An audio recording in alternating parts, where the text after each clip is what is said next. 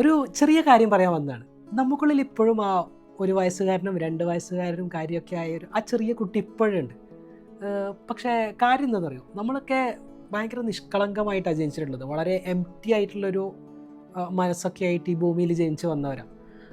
പക്ഷേ നമ്മുടെ ബ്രെയിനിന് എന്താ പറയുക, കാലങ്ങൾക്കനുസരിച്ച് ഗ്രോത്ത് വന്നപ്പോൾ നമുക്ക് ചിന്തിക്കാനും മനസ്സിലാക്കാനൊക്കെയുള്ള വിവേകങ്ങൾ വന്നപ്പം നമ്മൾ പോലും അറിയാതെ ആ കുട്ടി നമ്മളിൽ നിന്ന് നഷ്ടപ്പെട്ടു പോവുകയായിരുന്നു. നമുക്കുള്ളിൽ ഇപ്പോഴും ആ ക്യൂരിയോസിറ്റിയൊക്കെ ഉള്ളത് ആ കുട്ടിയിലെ ക്യൂരിയോസിറ്റിയാണ്. അപ്പം വളർന്നു വന്നപ്പം പോകുന്ന കാലങ്ങൾക്കനുസരിച്ച് നമുക്കുള്ളിൽ ആ കുട്ടി നമ്മൾ പോലും അറിയാതെ നമ്മൾ നഷ്ടപ്പെടുകയായിരുന്നു. നമ്മൾ കാണുന്ന മനുഷ്യന്മാർ, നമുക്ക് ചുറ്റുമുള്ള അറ്റ്മോസ്ഫിയർ, അതിൽ നിന്ന് കിട്ടുന്ന നല്ലതും ചീത്തയായിട്ടുള്ള അനുഭവങ്ങളൊക്കെ എന്താ പറയുക, നമ്മൾ ഒരുപാട് കാര്യങ്ങൾ പഠിപ്പിക്കുകയും നമ്മളത് മനസ്സിലാക്കി അതിനനുസരിച്ച് നമ്മൾ മാറുകയും ചെയ്തു എന്നുള്ളതാണ്.